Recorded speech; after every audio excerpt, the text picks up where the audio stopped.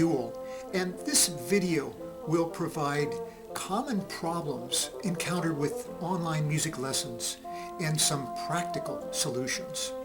I will assume that you have already viewed my earlier video teaching Skype music lessons and that you know how to adjust the volume on your equipment. First, let's hear a comparison between a video recording in the room with the student and a recording of the Skype transmission. This well illustrates some of the challenges with Skype lessons.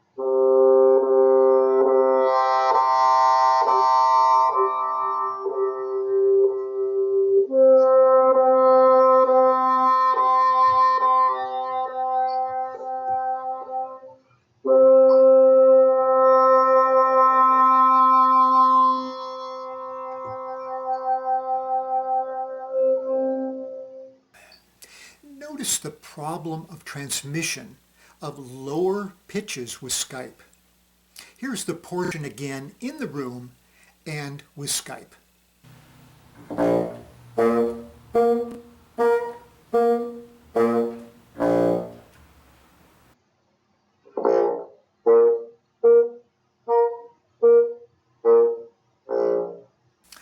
Low notes will always be problematic for the smaller microphones. Using a larger USB microphone such as this will greatly improve the quality of sound for all notes, especially the low notes. Also in the example at the end, we heard distortions of pitches and timbral changes as the student increased volume. Here is a visual comparison of the two sound wave forms. Let's listen to that again.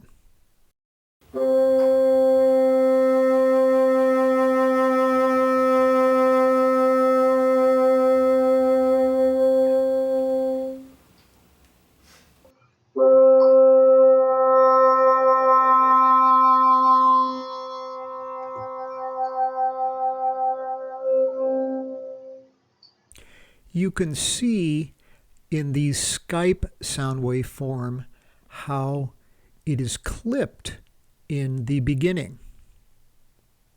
And then suddenly Skype readjusts the volume settings, creating a sudden drop in dynamics. So what is the solution to this? This can be remedied to some degree by changing the microphone settings. As noted in the last video, the device broadcasting the student should have the automatic adjustments turned off and the microphone volume needs to be adjusted downward.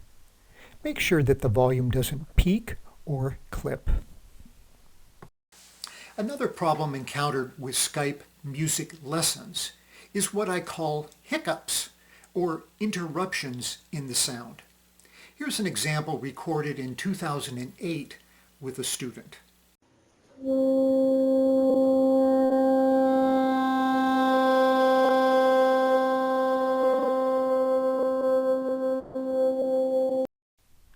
Let's explain what is going on here. Skype and other voice over internet protocols, VoIP, divide up the audio and the video into packets of information on the broadcasting device to the internet. These packets do not all stream to the same cloud locations, but may be separated in transit when they are received on the other device. Skype on the receiving device compiles all of these packets according to their order or time codes, but sometimes the packets arrive late. In that case, Skype skips over the missing packets and proceeds to the ones it has. This causes the added noise that might sound like extra tonguing on wind instruments or extra bowing on strings. In more extreme cases, this can even alter the tempo. Fortunately, over the last decade, I have noticed a marked improvement in transmission quality as bandwidths and speeds have increased for computers and mobile devices. The solution is to provide both teacher and student with the best connections possible. When my wife and I teach at our home, we use a direct cable from our router to our computers rather than using Wi-Fi connections. We have a very long cord to go from one room to the next. Now, a few last extreme solutions.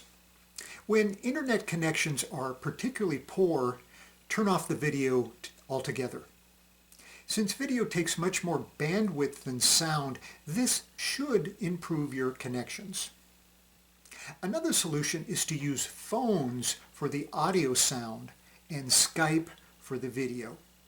If you choose this solution, remember to still make use of earbuds or headsets to avoid audio feedback. I know that these are difficult times for many of us around the world as we confront the coronavirus and economic shutdowns. This video was made in March 2020 in the middle of the crisis in the USA. Let me close with words of comfort from the Hebrew Bible, Psalm 23. The Lord is my shepherd, I shall not want. He makes me to lie down in green pastures. He leads me beside the still waters. He restores my soul. He leads me in the paths of righteousness for his name's sake. Yea, though I walk through the valley of the shadow of death, I will fear no evil. For you are with me. Your rod and your staff, they comfort me. You prepare a table before me in the presence of my enemies. You anoint my head with oil. My cup runs over. Surely goodness and mercy shall follow me all the days of my life, and I will dwell in the house of the Lord forever.